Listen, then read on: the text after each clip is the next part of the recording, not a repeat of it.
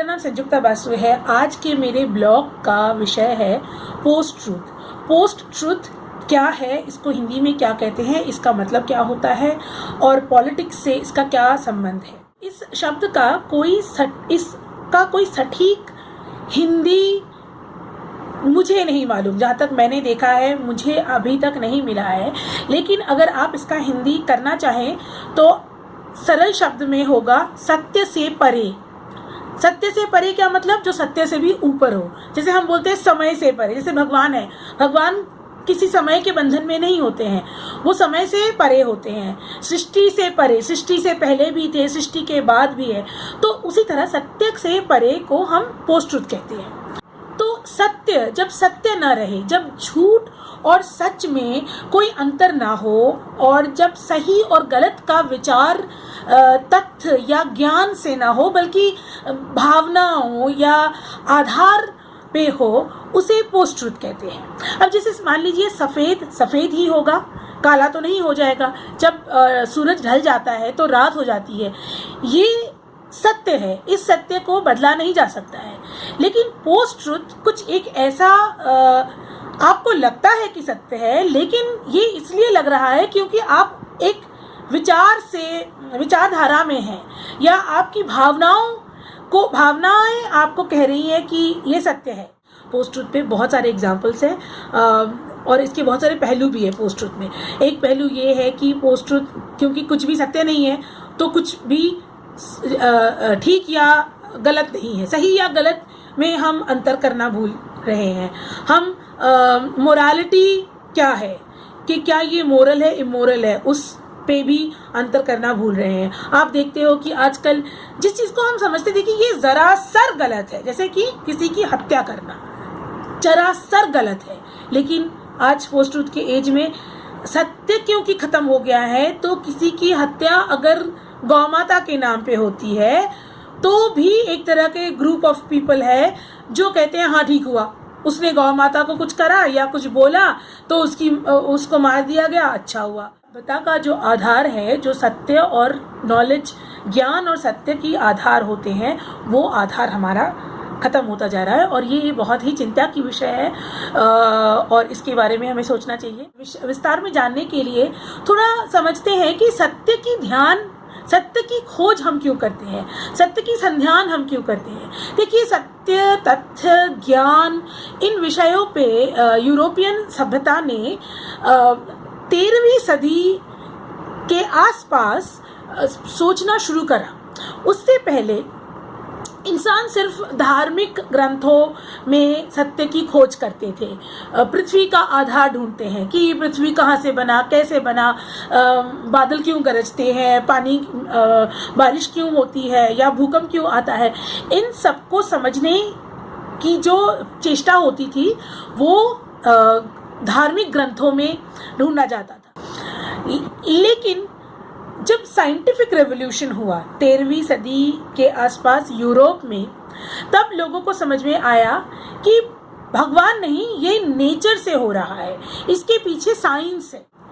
अब यूरोप में भले ही 13वीं सदी में सत्य की खोज की शुरुआत हुई और उसी से ज्ञान, नॉलेज जिसको हम बोलते हैं, नॉलेज ढूंढने की एक चेष्टा।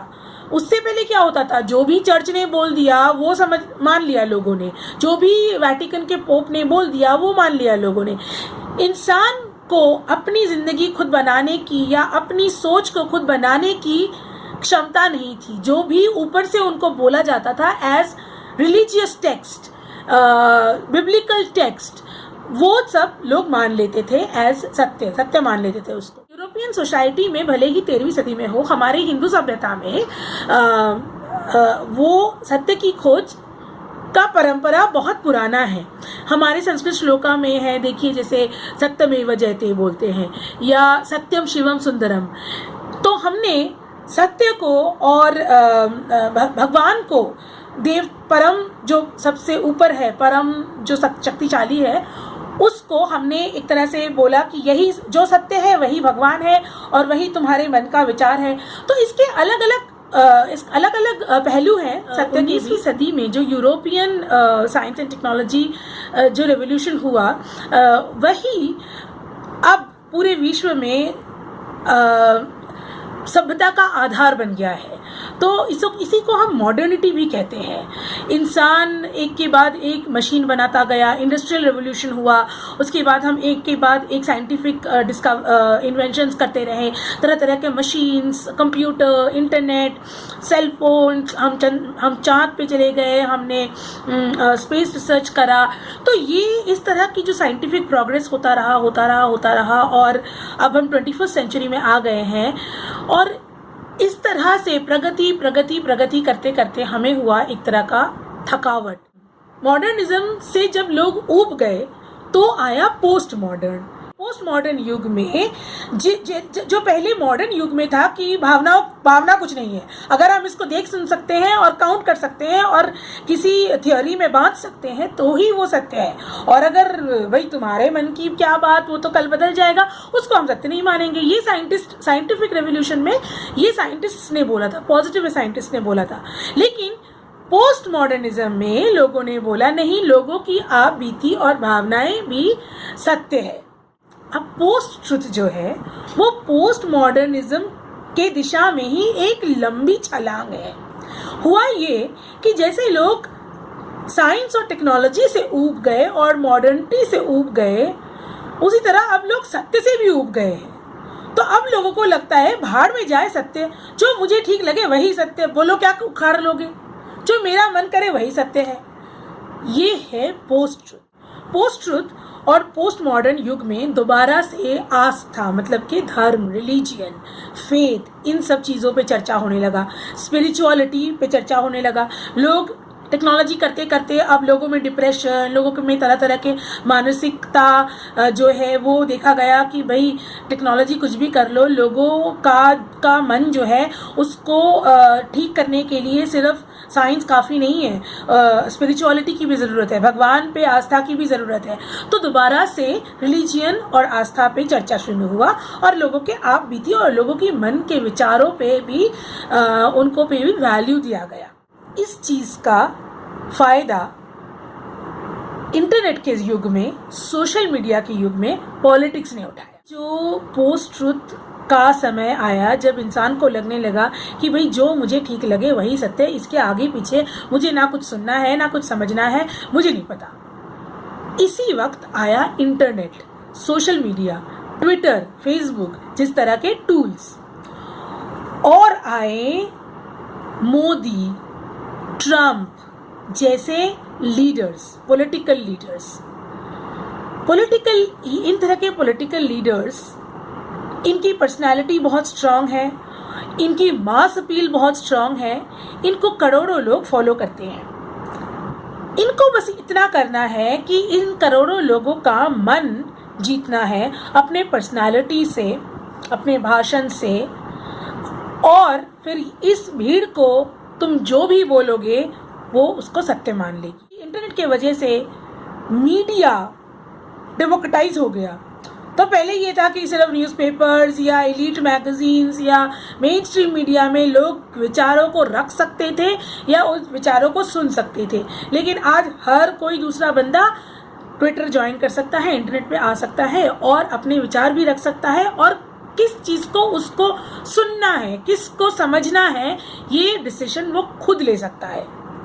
Every human being is now free to able to take their own decision as to who they want to believe and who they don't want to believe. किसी पे just because ये किसी किताब में लिखा है मैं सत्य नहीं मानूंगी, just because किसी हिस्टोरियन ने बोल दिया है मैं सत्य नहीं मानूंगी। मैं सत्य कब मानूंगी? जब मुझे मोदी जी बोलेंगे ये सत्य है, तब मैं मानूंगी। क्यों? क्योंकि ये मेरी भावनाओं के साथ जुड़ा हुआ है। इस चीज़ का फायदा उठाकर वो अप्रिय सत्य नहीं बोलते हैं, वो सुंदर झूठ बोलते हैं।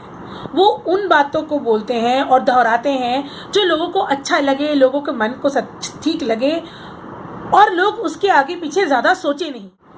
Narendra Modi, Donald Trump, United kingdom में हुआ ब्रेक्जिट, इन सभी के जो रिजल्ट्स हैं, ब्रेक्जिट का जो चुनाव हुआ, रेफरेंडम हुआ, नरेंद्र मोदी का चुनाव, डोनाल्ड ट्रम्प का चुनाव, इन सभी के पीछे पोस्ट ट्रुथ का बहुत बड़ा रोल है। ये लीडर्स इतने मास अपील रखते हैं कि उनके फॉलोअर्स उनको भगवान समझता है। इनकी मुंह से निकले गए एक एक बात को वो सच्चे समझते हैं। मैं आपको सिर्फ एक एग्जांपल देती हूँ। नरेंद्र मोदी जी ने बोला था कि नेहरू कभी भगत सिंह से मिलने जेल में नहीं गए, उनसे मिलने नहीं गए। ये एक सरासर झूठ है। ये एक ऐसा फैक्ट है जिसको बदला नहीं जा सकता है, क्योंकि अगस्त 18 1929 अगस्त 18 को नेहरू उनसे मिले और उसके सबूत के तौर पे उनकी मुलाकात की खबर 10 अगस्त 1929 के ट्रिब्यून न्यूज़पेपर में भी छपा और उसका आज तक आपको सबूत मिल सकता है। वो जो ट्रिब्यून पेपर में छपा वो आज तक अवेलेबल है।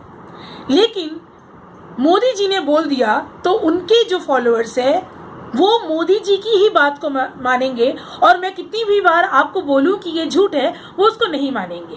टेक्नोलॉजी का इसमें बहुत बड़ा रोल है। अब मैं आपको बोल रही हूँ कि 10 अगस्त 1929 के ट्रिब्यून न्यूज़पेपर में ये आर्टिकल आया था, खबर छपी थी, लेकिन आप मुझे डाउट कर सकते हो, बोलोगे कि ये तो फोटोशॉप हो सकता है। अब फोटोशॉप हो सकता है या नहीं हो सकता है, इस चीज़ को हम कब तक विचार करते रहेंगे? किसके पास ये वक्त है कि फॉरेंसिक टीम को लगाकर इस चीज़ का खुलासा करे कि क्या ये फोटोशॉप है या ट्रिब्यून न्यूज़पेपर का जो कटिंग हमें इंटरनेट या हमें वेबसाइट पे दिख रहा है वो सत्य है। तो इसी तरह से लोगों के सत्य को इस तरह से उलझाया जाता है। दो तरह के नैरेटिव, पैरेलल नैरेटिव्स बनाया जाता है और दोनों लगते हैं कि हाँ ये भी सच हो सकता है वो भी सच हो सकता है। अब मैं कंफ्यूज हो गई हूँ कि कौन सा सच है। एक और मोदी जी ने बोला कि चाइना का इनकर्शन ना कोई देश में आया है, ना 1 इंच भी जमीन गया है। अब ये एक ऐसा फैक्ट है जिसको हम कितनी भी बार बोले, आपके मन से जो मोदी जी ने बोला वो निकलेगा ही नहीं। कितनी भी तरह के प्रूफ दिए जाएं, उस प्रूफ पे हमेशा कुछ ना कुछ डाउट क्रिएट करा जा सकता है। तो दोस्तों, ये रहा पोस्ट ट्रूथ का बहुत एक छोटा सा ब्रीफ इंट्रोडक्शन। मैं आगे भी इस तरह के वीडियोस बनाऊंगी, सीरीज। आप मेरे वीडियो को ज़रूर सब्सक्राइब करिए, बेल आइकन पे ज़रूर क्लिक करिए। Thank you very much for watching.